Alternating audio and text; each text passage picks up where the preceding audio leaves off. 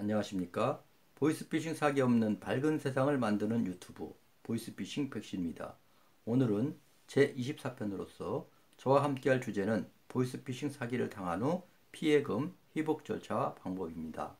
방송 중에서 꼭 기억하실 내용은 보이스피싱 회복, 내가 직접 뛰어야 한다는 것입니다. 금융기관과 수사기관은 피해자가 원하는 방향으로 움직여주지 않는다는 것입니다. 보이피싱 사기 피해금은 어떤 방법을 회복하나요? 예, 먼저 금융감독원의 지급정지를 통한 회복이 있고요. 두 번째는 부패재산의 몰수 및 회복에 관한 특례법에 의한 회복이 있습니다. 세 번째는 검찰청, 경찰서 등 수사 중에 피의자 신청에 의한 하부 회복이 있고요. 네 번째는 법원의 배상명령 신청을 통한 회복. 다섯 번째는 법원의 민사소송, 즉 부당이득 반환소송을 통한 회복 등이 있습니다. 보이스피싱 사기를 당하였다면 제일 먼저 뭘 해야 하지요? 예, 제일 먼저 보이스피싱에 속아 돈 이체할 때면 은행에 대한 지급정지 등을 해야 합니다. 대부분의 사람들은 경찰서에 신고부터 해야 하지 않을까 생각하지만 피해금이 사기 이용 계좌로부터 빠져나가지 않도록 묶어두는 것이 사기꾼을 잡는 것보다 더 중요하기 때문이지요.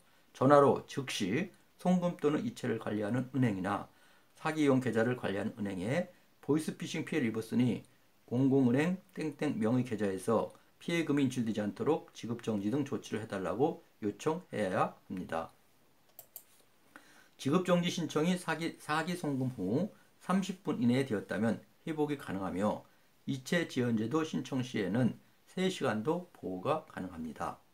두 번째로 전화로 신청한 지급정지는 유효기간이 3일이므로 기간 내에 경찰서에 피해 신고한 후 경찰서에서 발행해준 신고 접수 확인서를 첨부하여 피해 구제 신청서를 작성해서 해당 은행에 문서로 접수해야 합니다.